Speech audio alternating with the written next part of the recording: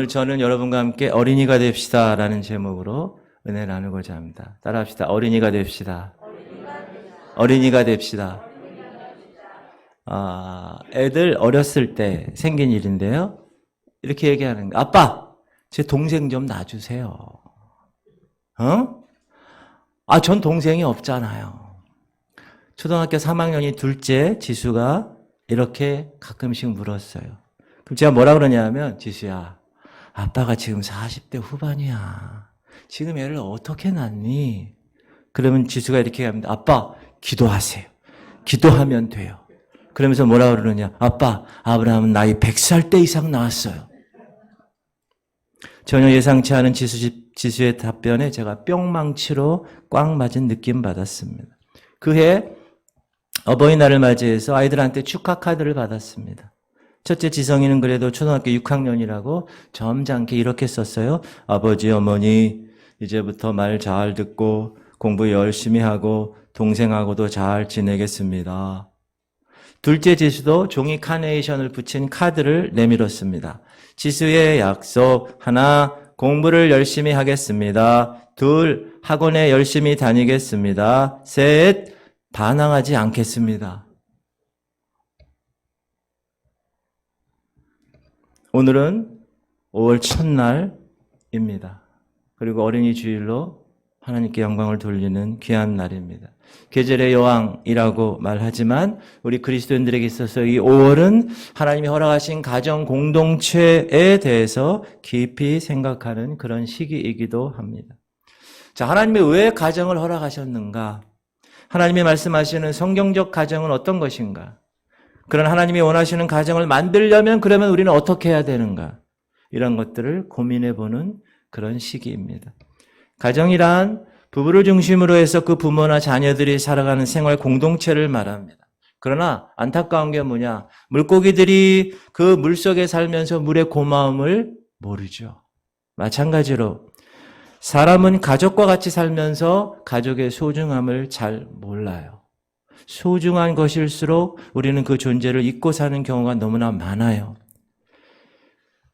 사실 우리가 속해 있는 이 가정은요, 정말 최고의 안식처입니다. 서로 사랑하고 이해하고 감싸주고 대가 없이 희생 베풀고 그런 것이 가득 찬 곳이에요. 근데 우리는 그 중요하고 가치 있고 귀중한 것을 현재 누릴 때는 잘 몰라요. 그리고 헤어지거나 혹은 멀리 살거나 뭐 이런 경우가 되면 그 소중함을 그때 가서 깨닫게 됩니다. 1852년 4월 10일에 유럽을 각지 여행했던 한 사람이 있었어요. 그 사람 미국 사람이었는데 근데 낯선 곳에 알제리라는 곳에서 죽었습니다. 그리고 나서 31년이 지난 다음에 그의 유해가 본국 미국으로 뉴욕 항구로 돌아오게 됩니다. 그 뉴욕에 도착하는 날 그 부두에는 뉴욕시가 생긴 이래로 제일 많은 인파들이 몰렸어요. 대통령, 국무위원, 수많은 시민들이 주의를 표합니다. 그 사람이 누구냐? 권력자도 아니고요. 돈 많은 재벌도 아니고요. 위대한 과학자도 아니었어요. 그런데 그런 평범한 사람이 어떻게 전 미국인의 가슴을 울릴 수 있었을까? 그것은 노래 한 곡 때문이었습니다. 그 사람이 쓴 가사가 즐거운 곳에서는 날 오라 하여도 홈 스윗 홈 들어보셨죠? 이것을 쓴 사람이에요. 존 하워드 페인이라는 사람이에요. 그가 이 노래를 지은 것은 프랑스 파리라는 곳에 돈 한 푼 없는 비참한 떠돌이 생활을 할 때 이 가사를 썼어요. 그는 평생 결혼도 하지 않았어요. 홀로 스스로 가정 없이 외롭게 처절하게 그렇게 삶을 살았어요. 그래서 그 가정의 소중함을 너무 뼈저리게 이 마음판에 갖고 있었어요. 그래서 이 가사를 쓴 거예요. 오 사랑 나의 집. 외국 사람들이 집에 딱 들어오면 홈 스윗 홈 그렇게 얘기하는 게 이 가사 때문에. 우리도 집에 오면 여러분 어떻습니까? 이야 너무 좋아. 어떤 사람 집에 왔는데 아유 집에 가기 싫은데 괜히 왔네. 이런 분 있어요? 없어요. 집은 다 너무 좋은 거예요. 여행을 가도 어디 길게 어디를 가도 집에 오는 게 최고입니다. 미국 자동차왕 헨리 포드가 퇴근 후에 집 뒷뜰에 있는 낡은 창고에서 자동차 연구로 계속 밤을 새웁니다. 사람들이 다 모두 뭐라고 그랬느냐? 미친 짓이라고 그랬어요. 야, 말이 마차를 끌고 사람을 태우고 다니지. 어떻게 기계가 사람을 태우고 다니니? 라고 계속 손가락질을 할 때, 그러나 그의 아내 클라라는 남편에게 이런 얘기를 합니다. 여보, 당신의 그 꿈은 이루어질 거예요. 격려하고 기도해주고 믿음을 심어줬습니다. 추운 겨울날에는 그 밖에 추위에 떨 때 남편을 위해서 같이 곁에서 등불을 비춰주기도 했습니다. 드디어 헨리 포드가 자동차를 드디어 만들었을 때, 그의 비전이 이루어지고 큰 성공을 거두었을 때 한 기자가 이렇게 묻습니다. 다시 태어나면 무엇이 되고 싶으십니까? 그러자 이 헨리는 내 아내 클라라의 남편이 되고 싶습니다. 저는 아내와 함께 있을 수만 있다면 무엇으로 태어나도 상관없습니다. 너무 멋있는 남편입니다. 그렇죠? 포드는 훗날 고향에 조그마한 집을 한 채 지었는데 그렇게 큰 부자가 살기에는 너무 작고 평범한 집이었어요. 주위 사람들이 이렇게 물어봅니다. 아니, 너무 작지 않아요? 재벌이 사는 집이 너무 초라하지 않아요? 그때 헨리 포드는 이렇게 말합니다. 가정은 건물이 아닙니다. 비록 작고 초라해도 그 안에 사랑이 넘친다면 그것이 바로 가장 위대한 집이 됩니다. 저는 이것을 이렇게 얘기하고 싶어요. 여러분, 교회는 건물이 아닙니다. 비록 작고 상가에 있는 건물이라도 그 안에 예수가 있고 그 안에 예수의 사랑이 넘치면 그것은 천국이 될 것입니다. 할렐루야! 지구촌 성결교회는 그런 교회임을 선포합니다. 그런 교회가 되었음을 선포합니다. 제가 여러분 얼굴 보니까 그런 것 같아요. 우리 집사님 기도해 주신 대로 여러분 제가 처음에 왔을 때는 다 설교 시간에도 뭐라 그러면 한번 탁 보고, 근데 요즘은 제 얼굴을 막 봐요. 여러분의 그 환한 보름달 같은 그 얼굴들을 보면서 제가 너무너무 좋아요. 하나님이 얼마나 더 좋아하실까. 디트로이트의 헨리 포드 기념관에 가면 이런 글이 있어요. 헨리는 꿈을 꾸는 사람이었고 그의 아내 클라라는 기도하는 사람이었다. 너무 멋있지 않습니까? 한 가정에 꿈이 있는, 그리고 그 꿈을 이루어 달라고 하는 남편과 아내가 가족이 있는 집보다 더 축복받고 아름다운 집은 없을 것입니다. 여러분, 하나님이 이 교회, 하나님의 거룩한 사명을 주셨습니다. 믿으십니까? 그 사명을 여러분이 아는 거예요. 그게 비전이에요. 그리고 여러분은 그 사명을 위해서 어떻게 하려고 그래요? 이루기 위해서 최선을 다하는 거예요. 기도하고 말씀 받고 하나님의 성령 충만하여서 하나님의 그 사역, 너희는 때를 얻든지 못 얻든지 복음을 전파하라. 그 사역을 감당하는 거예요. 그것이 교회예요. 할렐루야! 이 교회는 그런 교회임을 선포합니다. 저는 지구촌 성결교회 모든 가정이 이 헨리 포드의 가정처럼 꿈을 이루기 위해 애쓰고 그 꿈을 격려하고 그 꿈을 위해 기도하고 하나님의 가정으로 자녀들과 부모들이 항상 기쁘고 행복하고 지금처럼 얼마나 기분 너무 좋죠. 기쁘고 행복하고 영적으로 특별히 하나가 되어서 하나님을 비전을 이루는 그런 가정 공동체, 그런 신앙 공동체가 되기를 축복합니다. 저는 오늘 어린이 주일을 맞아서 어린아이가 됩시다라는 제목으로 은혜를 나누고자 하는데, 제가 우리가 같이 읽은 그 본문 보면 단지 어린아이의 특성만을 이야기하고 싶으셔서 예수님이 제자들에게 얘기했을까요? 아니라는 거예요. 먼저 질문, 제자들의 질문에서 우리가 그것을 알 수 있어요. 자, 1절 시작. 그때 제자들이 예수께 나와 이르되 천국에서는 누가 크니이까? 3년 동안 예수님과 같이 먹고 자고 배우고 마시고 이런 어른 제자들의 질문이 바로 이거예요. 천국에선 누가 큽니까? 남들과 비교해서 내가 큰 자가 되는 것, 남들과 비교해서 내가 잘 나가는 것, 남들과 비교해서 내가 우위를 차지하는 것, 그것이 어른 제자의 질문이었다는 거예요. 그런데 예수님은 이미 이 어른 제자들의 생각을 미리 아시고 어린아이 하나를 그들 앞에 세우십니다. 2절 시작. 예수께서 한 어린아이를 불러 그들 가운데 세우시고 그리고 말씀하시죠. 어린아이처럼 돼야 돼. 너희들 천국 가고 싶어? 어린아이처럼 되지 않으면 절대로 천국 못 들어가! 라고 정확하게 3년 동안 데리고 다녔는데 그 제자들을. 그러면서 3절에 이렇게 얘기합니다. 시작. 이르시되 진실로 너희에게 이르노니 너희가 돌이켜. 어린아이들과 같이 아니하면 결단코 천국에 들어가지 못하리라. 여기 한 단어가 눈에 띕니다. 너희가 돌이켜. 이 돌이키다라는 말은 뭐예요? 지금 가고 있는 방향이 잘못되어 있기 때문에 그 방향에서 돌이켜라. 유턴해라. 지금 어른 너희들, 제자 너희들이 가고 있는 방향은 잘못된 방향이야. 지금 너희들, 제자 너희들이 있는 생각, 머릿속에 있는 생각은 잘못된 생각이야. 세상은 큰 자를 원하고 큰 자가 힘이 있고 큰 자가 높은 위치를 차지하고 큰 자가 남들에게 부러움의 대상이 되지만 천국은 그렇지 않다. 천국은 너희 어른들이 생각하는 그런 곳이 아니야. 돌이켜야 돼. 지금 너의 삶을 돌이켜라. 이렇게 분명하게 우리가 가야 할 저 천국에 대해서 말씀을 하신 거예요. 사랑하는 성도님들, 우리가 이 땅에서 신앙생활하는 목적이 뭡니까? 이 땅에서 성공하려고 하는 목적이 뭐예요? 이 땅에서 돈 많이 버는 것이 여러분 목적인가요? 이 땅에서 잘 먹고 잘 사는 것, 여러분 그건 세상 사람들의 목적이에요. 세상은 이 땅에서 돈 많이 버는 것, 그것이 성공의 절대 가치예요. 그래서 돈을 벌기 위해서 새벽부터 저녁까지 일합니다. 일하는 것이 잘못됐다는 얘기하는 게 아니에요. 모든 그들의 삶의 목표가 이 땅의 것이에요. 그 돈만을 생각하며 살아갑니다. 돈만 벌면 난 높은 위치에서 땅땅거리며 살 수 있어. 돈만 벌면 그 돈으로 모든 사람들, 그 돈만 있으면 사람들이 슬슬 기어. 돈만이면 이쁜 여자와 살 수 있고, 돈만이면 좋은 아파트 살 수 있어. 돈만이면 내가 하고 싶은 건 뭐든지 할 수 있어. 그래서 난 돈을 벌어야 돼. 이것이 모든 사람들의 생각이라는 거예요. 심지어 교회를 다닌다는 사람들도 다르지 않아요. 돈이 있어야 교회에서도 대접받아. 돈이 있어야 목사도 날 우습게 안 봐. 돈이 있어야 성도들이 날 우러러봐. 거기다가 직분도 있으면 더할 나위 없는 거야. 여러분 지금의 한국교회의 모습은 이 세상의 모습과 전혀 다르질 않아요. 목사도 그래. 목사도 성도의 판단 기준을 돈으로 봅니다. 아, 저 집사 11조 얼마 내는구나.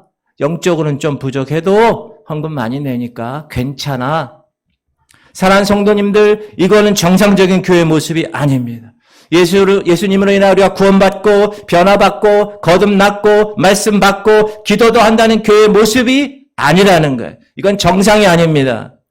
이건 교회지만 세상과 전혀 다르지 않는 무늬만 교회, 무늬만 성도, 무늬만 목사, 무늬만 장로, 무늬만 권사 집사 성도일 뿐이에요. 세상의 친목 모임하고 전혀 다르지 않아요. 동아리 모임하고 똑같아요. 당시 예수를 따르는 제자들 보세요. 나를 따르라. 내가 너희를 사람 낚는 어부가 되게 하겠다. 예수님의 그 부름에 응답했어요. 재산도 버렸어요. 그물도 버리고 사업체도 버리고 배도 버리고 부모도 버리고 다 떠나고 예수를 쫓았던 사람들이에요. 그런 사람들이 제자들이에요. 그리고 예수님과 함께 먹고 자고 함께 토론하고 함께 많은 시간을 나눴어요. 그들도. 그런데 그 제자들이 지금 스승 예수께 묻고 있는 거예요. 천국에서 누가 큽니까? 예수님 시대나 지금 시대나 시대는 다르고 환경은 다르고 누리는 모든 것들은 다르지만 인간의 본질은 다 똑같다. 인간은 다른 사람과 비교해서 큰 자로 살고 싶어하고 남을 이기고 싶어하고 남들 위해 군림하고 싶어한다. 인간의 본질은 다 똑같다. 그것이 인간입니다. 구원받아도 거듭나도 예수님 제자 3년간 있어도 인간은 똑같다. 그러나 성경은 이렇게 얘기합니다. 요한일서 이 세상 시작 이 세상이나 세상에 있는 것들을 사랑하지 말라. 누구든지 세상을 사랑하며 아버지의 사랑이 그 안에 있지 아니하니. 16절 이는 세상에 있는 모든 것이 육신의 정욕과 안목의 정욕과 이생의 자랑이니 다 아버지께로부터 온 것이 아니요 세상으로부터 온 것이라. 17절 이 세상도 그 정욕도 지나가되 오직 하나님의 뜻을 행하는 자는 영원히 거하느니라. 저는 오늘 이 인간의 본연의 욕망들, 육신의 정욕과 안목의 정욕과 이생의 자랑이 모든 것이 이 세상의 삶에서 우리가 어떻게 세상을 사랑하지 않고 오직 하나님의 뜻을 행하는 자가 될 것인가? 그래서 하나님 자녀의 진정한 모습으로 살아가게 될 것인가? 한번 어린이를 통해서 성경적 원리를 제시하려고 합니다. 3가지를 이야기하고 싶어요. 첫 번째는 단순한 거예요. 어린아이는 단순해요. 애들 여러분 보면 가르쳐 준 대로 일러준 대로 그대로 믿어요. 그렇게 행동해요. 아까 둘째 지수가 40대 후반인 저보고 동생 낳아달라고 한 거 보세요.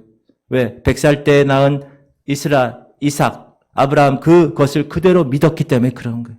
단순합니다. 어린이들은 이렇게 순수합니다. 그런데 오늘 본문 보니 예수님은 직접 이 어린아이를 앞에 세우시고 이렇게 말씀하십니다. 본문 3절 다시 한번 읽겠습니다. 이르시되 시작. 이르시되 진실로 너에게 이르노니 너희가 돌이켜 어린아이들과 같이 되지 아니하면 결단코 천국에 들어가지 못하리라.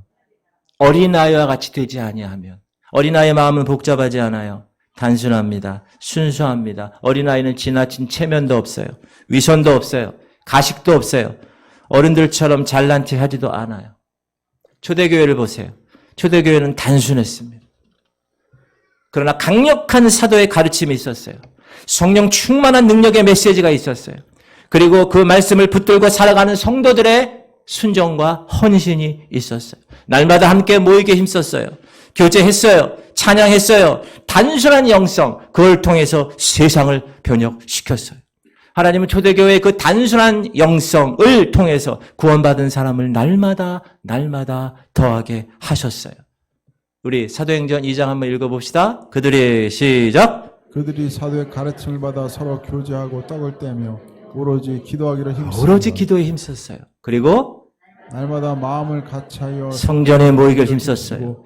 집에서 떡을 떼며 기쁨과 순전한 마음으로 음식을 먹고 47절 하나님을 찬양하며 찬미하며 또 온 백성에게 칭송을 받으니 주께서 구원받는 사람을 날마다 더하게 하시니라. 아멘. 여러분, 예수님 보세요.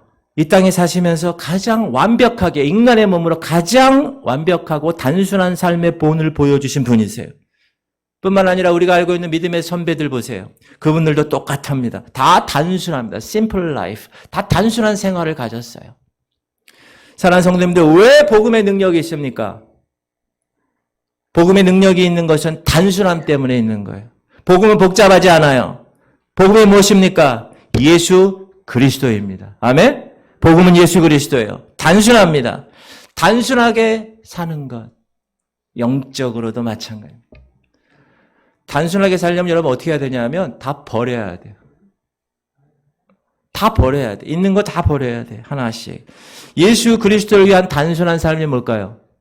예수 그리스도 외에는 다 버리는 거예요. 내가 주님 말고 주님보다 먼저 우선순위에 두는 것, 그거 버리는 거예요. 그리고 나서 하나님의 기준을 붙드는 거예요. 여러분, 하나님은 우리 믿는 성도들에게 하늘의 핵심 가치를 주셨어요. 그 하늘의 기준이 뭡니까? 바로 하나님의 말씀이에요. 그 말씀의 기준대로 되는 겁니다. 단순한 삶은 다른 것이 아니에요. 하나님 말씀대로 사는 삶, 하나님 말씀이 기준이 되는 거예요. 그 기준대로 순종해 나가는 거예요. 그것이 하나님이 원하시는 삶입니다. 할렐루야. 말씀대로 사는 거예요. 그런 말씀대로 사는 사람은 어떤 사람입니까? 단순한 거예요. 따라합시다. 말씀대로 순종하는 것이 말씀대로 사는 것이다. 복잡한 게 아니에요. 기도하라. 그럼 기도하는 거예요. 복음 전해. 복음 전하는 거예요. 말씀 외워. 외우는 거예요. 하나님 사랑하는 자녀들에게 다 유익을 위해서 하나님께서 주신 말씀들이에요. 그냥 순종하면 되는 거예요. 사랑하라. 그러면 사랑하는 거예요. 오래 참으라. 오래 참는 거예요. 하나님은 온 역사의 주관자세요. 그리고 그의 택한 백성 여러분들을 사랑하시는 분이세요. 그러므로 그 사랑을 받은 저와 여러분은 그 하나님 말씀에 전적으로 순종으로 응답하는 겁니다. 그것이 믿음 생활이에요. 할렐루야. 그것이 신앙 생활이에요. 형식적으로 아니에요. 의무적으로 아니에요. 중심으로, 전심으로, 진심으로 말씀을 지키고 말씀을 따라가는 삶입니다.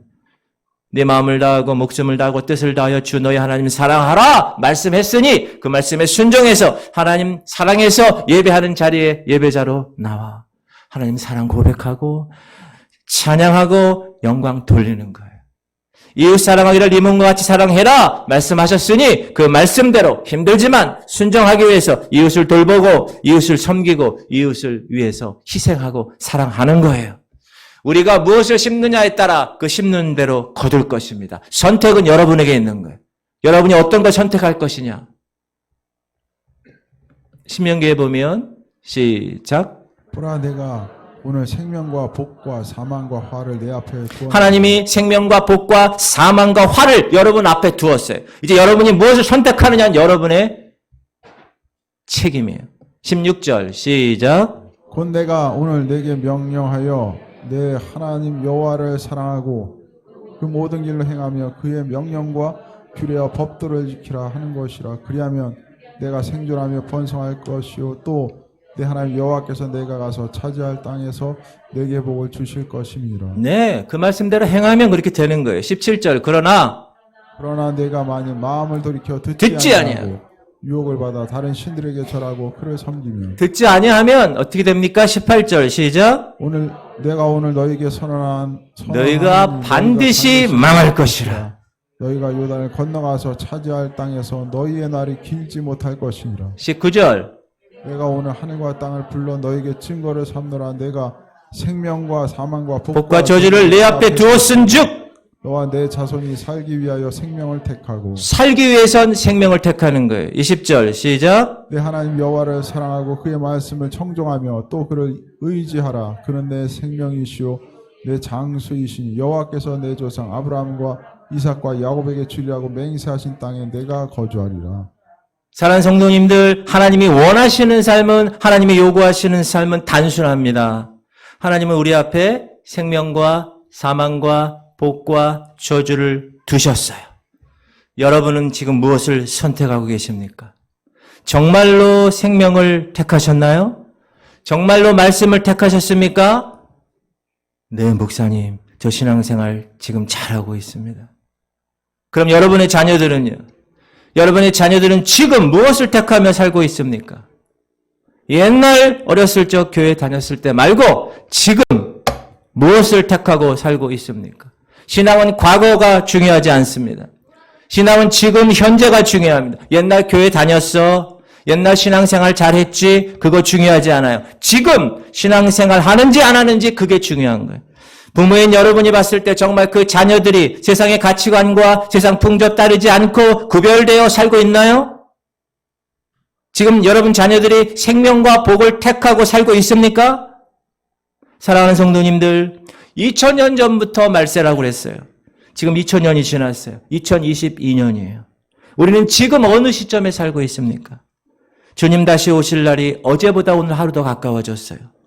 5월 가정의 달을 맞이해서 여러분의 자녀들의 신앙을 점검할 필요가 있습니다. 내가 정말 천국 갈 수 있는가? 내 자녀들이 정말 예수님 다시 오시는 날 기름 준비하고 예복 준비하여서 정결하게 신랑 예수 그리스도 그분과 함께 혼인잔치의 자리에 참여할 수 있는지 점검하셔야 돼요. 사랑하는 성도님들, 사람인 목사의 말로 받지 말고 하나님의 음성으로 받으시기를 주의 이름으로 축원합니다. 두 번째, 어린아이는 겸손합니다. 두 번째 어린아이 특성은 겸손합니다. 그래서 엄마 아빠만 바라봐요. 본문 4절 보세요. 그러므로 시작. 그러므로 누구든지 이 어린아이와 같이 자기를 낮추는 사람이 천국에서 큰 자니라.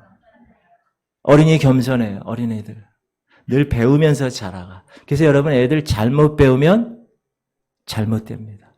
그거 잘 가르쳐야 됩니다. 잘 배우고 바로 배우면 좋은 인물로 성장합니다. 여러분, 배운다는 것 그 자체가 겸손하지 않으면 배울 수 없습니다. 교만한 사람, 자기가 제일 잘났다고 생각해요. 그래서 남 얘기 듣지 않습니다. 그러니 무엇을 배우려고 하지 않습니다. 자기 잘난 것에 도취되어 삽니다. 바로 어른들의 모습이 그래요. 그런데 오늘 예수님이 이야기합니다. 어린아이 같이 자기를 낮추는 사람이 천국에서 큰 거야. 예수님은 계속해서 성경 여러 곳에서 여러 차례 계속 반복해서 말씀하십니다. 높아지기 원하느냐? 낮춰라. 섬김받기 원하느냐? 먼저 섬겨라. 대접받기 원하느냐? 네가 먼저 대접해. 오늘 본문에서도 우리에게 말씀하십니다. 천국에서 너 큰 자가 되기 원해? 어린아이처럼 낮추는 자가 되어라. 여러분, 겸손의 반대가 뭐예요? 겸손의 반대, 교만입니다. 교만한 사람은 자신을 낮추지 못합니다. 남의 도움 받지 못해요. 반면에 겸손한 사람은 단순하고 솔직하고 자기의 연약함을 있는 그대로 드러냅니다. 그리고 도움을 호소해요. 남을 의존할 줄 알아요. 그 겸허함과 단순함이 천국의 믿음을 가능하게 한다고 분명히 말씀하고 있습니다. 그러나 어른들은 그렇지 않아요. 어른들의 사고는 경쟁사회에 살면서 이웃을 믿지 못하도록 죄로 길들여져 있어요. 이웃을 먼저 볼 때 어떻게 봐요? 의심하고 봐요. 사고가 복잡해요. 왜 그럴까요? 이기심 때문에 그렇습니다. 이것이 바로 교만한 인간의 본질이라는 거예요. 이런 교만함으로 인해서 이웃에게 마음 열지 않아요. 쉽게 누구도 믿지 않아요. 그래서 하나님 믿기 어려운 거예요. 여러분, 보이는 사람도 믿기가 어려운데 보이지 않는 하나님을 세상 사람들이 믿겠어요? 그래서 믿지 못합니다. 그래서 우리가 정말 천국의 문을 두드리려면 이 어린아이의 겸손함, 무엇보다 믿음을 배워야 하는 것입니다. 3절, 4절 말씀이 바로 이 교훈이에요. 다시 한번 3절, 네. 3절 시작, 4절 시작. 그러므로 누구든지 이 어린아이와 같이 자기를 낮추는 사람이 천국에서 큰 자니라. 자기를 낮추는 사람. 여러분, 사람은 본래 이렇게 자기를 낮추는 존재가 아니에요. 카인의 후예이기 때문에. 어떤 집단이나 그룹에서 사람들은 다 어떻게 하고 싶어요? 높아지려고 해요. 그게 정상이에요. 그러나 예수님 뭐라고 그러세요? 낮추라고 얘기하세요. 겸손하라고 얘기하세요. 그 사람이 천국에서 큰 자라고 얘기하세요. 사랑하는 성도님들, 그럼 우리가 어떻게 하면 겸손해지는 모습으로 살아갈 수 있을까요? 한번 생각해 보십시다. 많은 성도들이 교회 오래 다니면 겸손해질 것으로 생각합니다.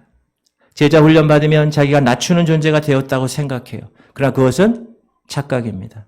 아무리 교회 오래 다녀도, 아무리 성경 많이 알아도, 제자 훈련 초급, 중급, 고급 과정 다 이수해도 겸손해질 수 없습니다. 그 안에 예수 그리스도 그분이 계셔야 겸손할 수가 있는 거예요. 왜? 그분이 겸손하니까. 그래서 그분을 우리가 소유하면 그분이 내 안에 어떻게 존재하며 어떻게 역사하느냐에 따라서 내가 그 겸손이 밖으로 나타나게 되는 거예요. 그리고 그 모습을 통해 사람들에게 저 사람 겸손한 사람이야 라고 인정을 받는 거예요. 그런데 나 제자 훈련도 해봤어. 나 성경도 많이 외워. 나 세례도 받았고 나 할 거 다 했어. 사랑하는 성도님들, 오히려 내가 뭘 했다는 그 경험들이 교만의 모습으로 표출될 가능성이 더 큽니다. 진정한 겸손은 내가 겸손해진다고 해서 나오는 것이 아니라 겸손의 핵심인 예수 그리스도 그분이 이 안에서 나와 함께 하나가 되어서 그 은혜 속에서 나오는 겸손, 그것이 진정한 겸손입니다. 할렐루야! 예수님이 어떤 분인가 한번 볼까요? 시작. 너희 안에 이 마음을 품으라. 곧 그리스도 예수의 마음이니. 그 다음 6절. 그는 근본 하나님의 본체시나 하나님과 동등됨을 취할 것으로 여기지 아니하시고 하나님이세요. 그런데 자기를 시작. 오히려 자기를 비워 종의 형체를 가지사 사람들과 같이 되셨고 8절. 사람의 모양으로 나타나사 자기를 낮추시고 죽기까지 복종하셨으니 곧 십자가에 죽으심이라. 예수님은 하나님이십니다. 믿으십니까? 그런데 인간이 되셨어요. 이 땅에 종의 형체로 오셨어요. 그리고 죽으셨어요. 왜 그렇게 하셨습니까? 왜 그렇게 낮추셨나요? 왜 그렇게 겸손하셨어요? 저와 여러분의 구원을 위해서. 자기가 아니야. 남을 위해서 자기 목숨을 헌신한 그 겸손. 그것이 예수님의 겸손입니다. 여러분 사도 바울을 보세요. 한번 읽어봅시다. 사도 바울에 관해서. 그러나 시작. 그러나 나도 육체를 신뢰할 만하며 만일 누구든지 다른 이가 육체를 신뢰할 것이 있는 줄로 생각하면 나는 더욱 그러하리니 나는 8일 만에 할례를 받고 이스라엘 족속이요 베냐민 지파요 히브리인 중에 히브리인이요 율법으로는 바리새인이요 열심으로는 교회를 박해하고 율법의 의로는 흠이 없는 자라. 사도 바울의 육체적인 세상적인 백그라운드는요, 그 누구보다 높습니다. 목에 힘줄 수 있는 사람이었어요. 로마 시민권도 있었어요. 부유층 출신이었어요. 가말리엘 문화생 출신이에요. 유학도 갔다 온 사람이에요. 아주 똑똑한 사람입니다. 율법의 의로는 흠이 없는 정확한 사람이었어요. 그런데 그가 예수 그리스도를 만나고 난 후에 그의 삶은 180도 달라집니다. 시작. 형제들아, 내가 너희에게 나아가 하나님의 증거를 전할 때 말과 지혜의 아름다운 것을 아니하였나니 말과 지혜로 한 게 아니에요. 2절.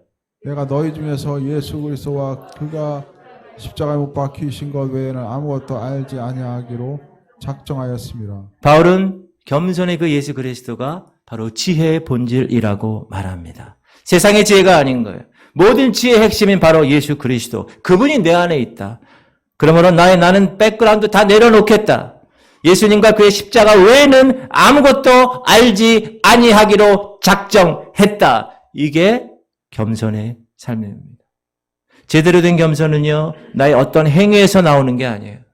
나의 백그라운드에서 나오는 것이 아닙니다. 내가 가진 기득권, 거기서 나오는 거 아니에요. 내 안에 온유하신 그분, 겸손하신 그 예수 그리스도 그분이 계시면 겸손이 자유롭게, 자연스럽게 나오는 것입니다. 사랑하는 성도님, 제가 질문 하나 드립니다. 겸손한 사람과 교만한 사람의 차이를 가장 정확하게 파악할 수 있는 것이 뭔지 아십니까? 기도입니다. 기도. 교만한 사람은 기도하지 않습니다. 왜냐하면 자기 생각이 최고이기 때문에 그래요. 자기 의지가 끝이기 때문에 그래요. 그래서 자기가 한 선택에 대해서 다른 사람의 의견이 있거나 다른 사람이 뭐라 그러면 거슬러요. 화가 나요. 짜증냅니다. 자기 판단이 하나님의 판단이 되는 거예요. 타협하지 않습니다. 양보가 없어요. 그래서 교만한 사람은 좀처럼 기도하지 않습니다. 기도의 필요성을 못 느낍니다. 왜요? 자기 마음대로 하기 때문에 그래요. 그러나 겸손한 사람은 다릅니다. 자기 삶의 주인이 자기가 아니에요. 하나님임을 인정하는 사람이에요. 그래서 무슨 일이건 뭐라 그래요? 하나님이 어떻게 판단하시고 하나님이 어떻게 생각하실까? 항상 궁금해해요. 그래서 어떻게 합니까? 기도합니다. 기도하는 것이 불편하지 않아요. 기도의 결과대로 결정하고 그 결정한 대로 나아가는 거예요. 다윗이 그러잖아요. 주님, 제가 이 전쟁에 나가리까? 물어봐요. 그래, 나가라. 그럼 나가서 어떻게 이길까요? 이렇게 해라. 알겠습니다. 할렐루야. 여러분 삶 가운데 사람 만나는 것조차, 제가 어느 목사님, 제 친구 목사님 분이 이러더라고요. 그 모임이 있었는데 제가 이 모임에 올 때 기도하고 왔대요. 하나님, 제가 이 모임에 가도 되겠습니까? 제가 그 얘기 딱 듣고, 이야, 다시 봤어요, 그분을. 항상 무엇을 할 때마다 겸손하게. 여러분, 예수님을 보십시오. 그는 하나님의 아들이셨어요. 그러나 항상 기도의 삶을 사셨어요. 아버지 하나님께. 왜 그랬을까요? 겸손한 삶을 살았기 때문에. 예수님 뭐라고 그러십니까? 나는 마음이 온유하고 겸손하니 나의 멍에를 메고 나에게 와라. 그렇게 얘기하십니다. 그는 겸손했기 때문에 사람 되셨고요. 겸손하셨기 때문에 십자가 지셨고요. 겸손했기 때문에 십자가에서 죽으신 거예요. 그러나 하나님은 그를 원래의 자리로 높이십니다. 영광의 자리로 회복시키십니다. 오르게. 그를 지극히 높여 모든 이름에 뛰어난 이름을 주사 하늘에 있는 자들과 땅에 있는 자들과 땅 아래에 있는 자들로 모든 무릎을 예수 그리스도에 꿇게 하시고 모든 입으로 예수 그리스도를 주라 시인하여 하나님 아버지께 영광을 돌리게 하셨어요. 누가? 하나님이. 왜? 겸손하게 하시니까. 겸손한 자는 영광의 자리에 있습니다. 그러나 교만한 사람은 늘 패망의 자리에 떨어집니다. 이것이 하늘의 법칙이에요. 이것이 영적 세계의 원리입니다. 그것은 왜 그래요? 하나님이 그렇게 하시기 때문에 그래요. 겸손한 자는 늘 자기보다 하나님을 높입니다. 그것이 뭐예요? 찬양이에요. 겸손한 자만이 찬양하고 감사할 수 있어요. 왜요? 기도하는 마음으로 그 환경을 바라보기 때문에 그래요. 여러분, 우리의 기도는 여러분 하는 기도 허공에 사라져 없어지지 않습니다. 믿습니까? 그 믿음을 갖고 기도하는 거예요. 여러분의 기도는 영적 세계를 변화시키는 거예요. 여러분 계시록에 보면 사도 요한의 증언에 우리의 기도가 땅에 떨어지지 않고 하늘나라 하나님 얼굴 위로 어떻게 올라가는지 기록되어 있어요. 계시록 5장 8절 시작. 그 두루마리를 취하시면 내 생물과 24 장로들이 그 어린 양 앞에 엎드려 각각 검은고와 향이 가득한 금 대접을 가졌으니 이 향은 성도의 기도들이라. 계시록 8장 시작. 또 다른 천사가 와서 제단 곁에 서서 금 향로를 가지고 많은 향을 받았으니 이는 성도의 기도와 합하여 보좌 앞 금제단에 드리고자 함이라. 향연이 향연이 성도의 기도와 함께 천사의 손으로부터 하나님 앞으로 올라가는지라. 여러분의 겸손한 기도가 금 대접에 담긴 향이 되어 주님 앞으로 언제나 예외 없이 올라간다. 할렐루야! 그걸 꼭 잊지 마시고 겸손한 마음으로 기도에 힘쓰시기를 주의 이름으로 축원합니다. 제가 여러분에게 기도합니다. 그럼 여러분 하루 24시간 중에서 얼마나 기도하십니까? 하루 10분? 30분 기도하시나요? 1시간 기도하시나요? 교회는 다니는데 직분도 있는데 신앙생활 한다고 하면서 기도하지 않는다. 그건 가장 위험한 일입니다. 이건 정상이 아닙니다. 살아갈 수 없어요. 호흡하지 않는데 어떻게 살아갔다고 말할 수 있어요? 여러분 119 구급대가 오면 제일 먼저 뭐 체킹합니까? 호흡을 체킹합니다. 그래서 호흡하지 못하면 어떻게 해요? 인공호흡하는 거예요. 왜 그렇게 하죠? 그게 가장 중요하니까. 팔다리 부러지고 얼굴에 피범벅이 흘러도 호흡만 되면 그 사람은 살아있는 거예요. 사랑하는 성도님들, 지금 여러분들 이 시대는 어떤 시대냐? 제대로 신앙생활해야 할 때입니다. 왜 그렇죠? 지금은 전쟁 중이기 때문에 그래요. 영적 전쟁 중이기 때문에 그래요. 보통 때는 영적 전쟁, 보통 때는 훈련할 때는 옆 사람이 총알 없다 그러면 총알 줄 수도 있어요. 그러나 전쟁 때는 그렇게 할 수가 없어요. 지금 바로 내가 총 안 쏘면 내가 죽기 때문에. 보통 때는 남의 탓하는 거 들어줄 수 있어요. 아유, 나 저 집사 때문에 교회 못 나와. 아유, 목사님 마음에 안 들어서 신앙생활 안 해. 그러니까 보통 때는 남의 탓할 수 있어요. 들어줄 수 있어요. 그러나 전쟁 중엔 그렇게 할 수 없어요. 전쟁 중에 옆 사람 돌볼 시간이 없어요. 남 탓할 여유가 없어요. 바로 저기 코앞에서 우는 사자처럼 두루다니며 삼킬 자를 찾고 있는 그 현장이에요. 그러므로 사랑하는 여러분들, 기도해야 합니다. 기도하는 사람이 겸손한 사람이에요. 오늘 말씀이 뭐라 그래요? 기도하지 않으면 천국에서 큰 자가 아니라 그래요. 그래서 기도하기 위해서 어떻게 하느냐? 구체적으로 시간을 정하세요. 따라합시다. 시간을 정해서 기도하자. 가장 좋은 건 새벽 기도하는 거예요. 목사님, 직장 다니면서 사업하면서 새벽 기도 어떻게 합니까? 어려울 수 있죠. 그러면 자기만의 시간을 정하는 거예요. 지금은 기도할 때입니다. 무릎을 꿇어야 할 때예요. 그래야 그 사람이 살아있는 사람이라 하나님께서 인정하시는 거예요. 우리 성도님들 모두가 다 기도의 용사가 되시기를 주의 이름으로 축원합니다. 기도하셔야 됩니다. 세 번째, 어린아이는 의존성이 있어요. 애들 길 걸을 때 누구 손 잡아요? 아빠 손 잡습니다. 왜요? 넘어지면 아빠가 딱 세워주니까. 밥 먹을 때 누굴 봅니까? 엄마 눈을 바라봐요. 왜 애들이 엄마 아빠를 볼까요? 엄마 아빠를 믿는 믿음이 있기 때문에. 어린애들에게 있어서 자기 부모는 세상에서 최고입니다. 부모 없이 못 살아요. 엄마 아빠가 그들에게 절대적인 존재입니다. 여러분, 애들이 문제가 생기면 제일 먼저 누구에게 달려갑니까? 아빠에게 달려갑니다. 자기 자신에게 일어난 크고 작은 일들 말하고 싶어요. 누구에게 달려갑니까? 엄마에게 달려가요. 좋은 일, 나쁜 일, 아픈 거, 싸운 거, 시시콜콜한 모든 얘기 다 얘기합니다. 사랑하는 성도님들, 여러분은 어떠시나요? 영적으로 우리는 혼자 살아갈 수 없습니다. 우리는 영적으로 의존적 존재입니다. 누굴 의지합니까? 바로 성령님을 의지하는 거예요. 성령으로 사는 삶은, 성령 충만한 삶은 바로 성령님을 의지하는 삶이에요. 우리에게는 늘 성령께서 함께 하십니다. 믿으십니까? 내 안에 성령이 계셔요. 믿으세요? 그것은 어떤 감동이나 어떤 영향력이 아니에요. 실제로 인격, 살아계신 인격으로 계신 거예요. 그러므로 애들이 엄마 아빠를 믿고 의지하듯이 우리는 성령님을 믿고 의지하는 존재입니다. 그래서 성령 충만한 삶을 사는 거예요. 여러분, 성령 충만한 삶은 다른 게 아니에요.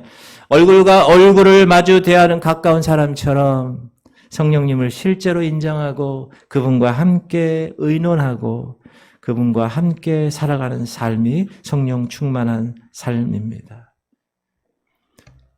성령께서 여기 오신 다음부터는 내 주인이 이제 내가 아니라 성령님이 내 주인이 된 거예요. 내 삶의 자리를 성령님께 내어 드리는 거예요. 그리고 그분을 의지하는 거예요. 그러면 성령께서 우리를 도와주십니다. 믿으십니까?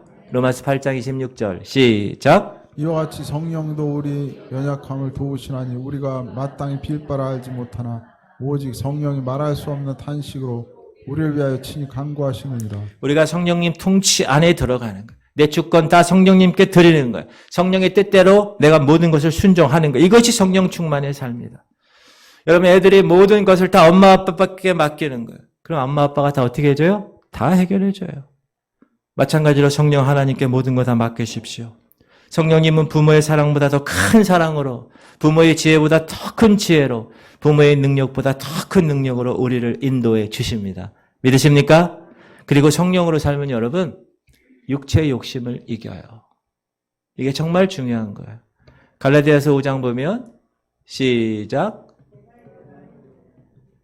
네, 사라졌어요. 제가 읽을게요. 시작. 내가 이르노니 너희는 성령을 따라 행하라. 그리하면 육체의 욕심을 이루지 아니하리라. 여러분 우리는 우리의 힘으로 육체의 욕심 이길 수 없어요. 결심해야지. 노력해야지. 안 됩니다. 수양하고 돛 닦고 교양 쌓고 어느 정도 자제될 수 있어요. 그러나 그것은 마치 여러분 더러운 그 구정 찌꺼기가 쭉 이렇게 내려앉은 거나 똑같은 거예요. 그 가라앉았던 찌꺼기는 휘어지면 어떻게 돼요? 휘저으면 그 찌꺼기가 다 올라와. 어느 정도 자제는 해요. 그러나 어떤 상황 만나면 그 속에 있는 욕구가 다 튀쳐나와요. 그러므로 육체의 욕구를 이길 수 있는 유일한 방법, 성령을 따라 사는 것입니다. 육체의 욕구가 일어날 때마다 어떻게 해요? 성령님, 나를 지배해 주세요. 성령님, 나의 미움, 나의 분노 성령님께 드립니다. 나를 다스려 주세요. 이렇게 전적으로 의지하는 거예요. 그리고 성령으로 살면 열매를 맺게 되어 있어요. 하나님은 분명히 말씀하세요. 내가 너의 열매를 보고 판단할 것이야. 갈라디아서 5장 22절 시작. 오직 성령의 열매는 사랑과 희락과 화평과 오래 참음과 자비와 양선과 충성과 온유와 절제니 이 같은 것을 금지할 법이 없느니라. 여러분 성령의 사람은 성령의 열매를 맺습니다. 맞죠? 여러분 감나무는 뭘 열어요? 감. 대추나무는 대추. 사과는 성령의 사람은 성령의 열매를 맺는 거예요. 근데 여러분 여기 9가지 열매인데 여기 보면 성령의 열매가 단수로 표현되어 있어요. 단수. The fruit of the Spirit is라고 그래요. is. 왜 9개인데 단수일까요? 복수가 아니고? 그건 한 성령으로 이 모든 열매가 다 맺혀지기 때문에 그렇다. 여러분 여기 진흙이 있습니다. 진흙. 이 진흙은 수천 년 동안 그대로 두면 뭐예요? 진흙이에요. 근데 이 진흙이 토기장이 손에 딱 들려져요. 그러면 놀라운 변화가 일어납니다.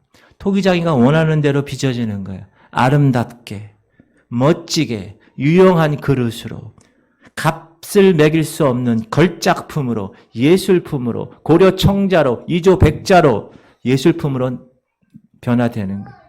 여러분이 우리가 토기장인 성령께 붙들리면 그때부터 우리는 우리 자신 이상의 존재가 되는 거예요. 우리 자신 이상의 삶을 살 수 있는 거예요. 할렐루야! 그러므로 모든 것을 성령께 맡기는 거예요. 지금 어떤 형편에 있는가 중요하지 않습니다. 그냥 그대로 맡기는 거예요. 맡기되 어떻게 맡기냐? 전부를 맡기는 거예요. 100% 그분께 내려놓고 결단하기로, 순종하기로 100% 결단하는 거예요. 성령으로 사는 거예요. 그러면 하나님이 최상의 삶을 살게 하십니다. 모든 자유를 느끼게 하세요. 성령의 열매를 맺게 하십니다. 그것이 천국의 삶입니다. 그 삶이 천국에서 큰 자의 삶이에요. 할렐루야! 오늘 저는 어린이 주일을 맞이해서 어린아이의 특성 3가지를 보았습니다. 첫 번째, 단순한 것. 두 번째, 겸손한 것. 세 번째, 의지하는 것. 여러분, 단순하게 하나님 말씀 순종하는 거예요. 겸손하니까 무릎 꿇어 기도하는 거예요. 의존적이니까 성령께 맡기고 성령 충만한 삶을 사는 거예요. 따라합시다. 말씀, 기도, 성령 충만. 이것이 제 3가지가 제 목회 철학입니다. 저는 주님 오시는 날까지 단순하고 겸손하게 성령 충만하여 이 3가지를 붙들고 살 것입니다. 그것이 천국 가는 삶이고 천국에서 큰 자의 삶이라고 주님 말씀하셨기 때문에 그래요. 사랑하는 성도님들, 여러분들도 이 3가지 말씀, 기도, 성령 충만, 이 단순한 3가지를 붙들고 튀어 달려 나가십시오. 때가 얼마 남지 않았어요. 끝까지 붙들어야 됩니다.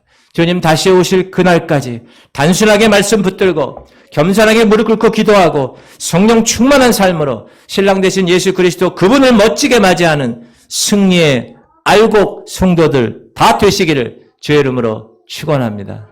할렐루야. 우리 하나님, 오늘도 귀한 하나님의 백성들 말씀 받게 하심을 감사드립니다. 하나님께서 이 말씀대로 순종할 수 있도록 주님 은혜 내려 주시옵소서. 오늘 어린이 주일을 통하여서 다시 한번 그 하나님의 진리를 깨닫게 하심을 감사합니다. 너희가 돌이켜 어린 아이들과 같이 되지 아니하면 결단코 천국에 들어가지 못한다고 분명 말씀하셨고, 누구든지 이 어린 아이와 같이 자기를 낮추지 않으면 천국에서 큰 자가 될 수 없다고 주님 말씀하셨습니다. 하나님 주신 말씀 받았사오니 그 말씀을 내 마음판에 새기고 우리 가정에 새기고 하나님이 복된 가정으로 주님 앞에 설 수 있도록 주님 인도하여 주시옵소서. 주님 말씀 가운데 항상 순종하게 하시옵소서. 겸손하게 주님 앞에 나와 기도하게 하시옵소서. 모든 일을 성령께 맡기는 성령 충만한 삶을 살아가게 하여 주시옵소서. 주님, 이제 주님 오실 날 얼마 남지 않았는데 내가 진정으로 주님 앞에 부끄럽지 않는 삶을 살고 있는지 오늘 말씀을 통하여 점검하게 하시옵소서. 특별히 우리 가족들, 내 자녀들, 부모들 정말 나와 함께 천국에 같이 갈 수 있는 신앙인의 모습으로 살고 있는지 오늘 말씀을 통하여 다시 한번 점검받게 하시옵소서. 주 예수를 믿으라 그리하면 너와 네 집이 구원을 얻으리라. 주님 분명히 말씀하셨는데 하나님 내 자녀들 내가 깨우게 하시옵소서. 내 남편, 내 부모, 내 모든 가족들 이미 깨어있는 내가 되게 하시고 깨어있다면 잠자고 있는 그들 내가 깨우는 사명 감당하게 하시옵소서. 그래서 이 지구촌 성교육의 모든 가정, 모든 구성원들이 쭉정이 되지 않고 밖에 버려 태워지는 존재가 되지 않고 지옥불에 떨어지는 존재가 되지 않고 알곡 성도 되어서 주님 잔치 자리에 다 같이 초대되어 주님과 함께 그 영광의 기쁨을 경험하게 하여 주시옵소서. 감사드리며 어린아이처럼 이 땅에 사셨던 예수 그리스도의 이름으로 기도합니다. 아멘. 이제는 우리 주 예수 그리스도의 원하신 은혜와 하나님 아버지의 극진하신 사랑하심과 성령님의 감동감화 충만 교통 이루하심이 어린이 죄를 맞이하여 어린이처럼 단순하게 하나님 말씀 순종하고 겸손하게 무릎 꿇어 기도하며 의존적으로 성령님 의지하며 성령 충만한 삶을 살기로 결단하며 이제 하나님의 거룩한 그 곳에 가서 하나님의 놀라운 빛의 사명을 감당하기로 원하는 하나님의 백성들 머리 위에 이제부터 영원토록 함께 하시기를 간절히 축원하옵나이다. 아멘.